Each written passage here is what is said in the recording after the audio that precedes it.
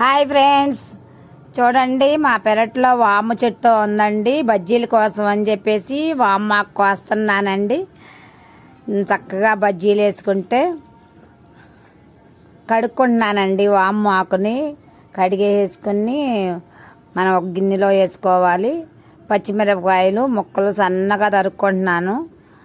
సన్నగా ముక్కలు తరిగేసుకొని ఒక గిన్నెలోకి వేసుకోవాలండి.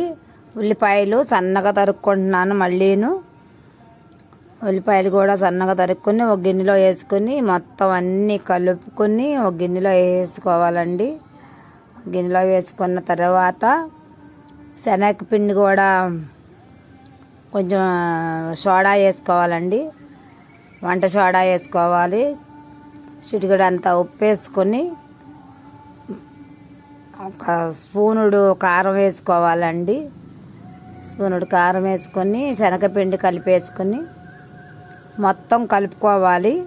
మొత్తం కలిపేసుకున్న తర్వాత చక్కగా కలుపుకోవాలి. కొంచెం వాటర్ పోసుకొని కలుపుకోవాలి. వాటర్ పోసుకొని మొత్తం కలిపేసుకున్నాక కొంచెం వాటర్ వేసుకుంటే ఇంకా లూజ్గా ఉంటుంది కదా. తర్వాత వామాకు వేసుకొని కలుపుకొని కళాయి మీద నూనె పోసుకొని మరిగేలాగా పెట్టుకుంటే కొంచెం చిన్నవి పకోడీలాగా వేసుకుంటే కొంచెం పొంగు తీయండి. అక్కడక్కడ పలుసగా వేసుకుంటే పొంగు తీయి. చూడండి, ఎర్రగా కాలనీయండి.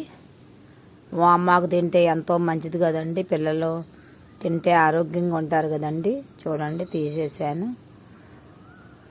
తీస్తున్నాను. ఎర్రగా కాలిపోయినాయి కాబట్టి మన ఇంట్లో వాళ్ళు అందరూ తిన్నా ఎంతో ఆరోగ్యంగా ఉంటుందండి వామాకుతో బజ్జీలు చేసుకుంటే.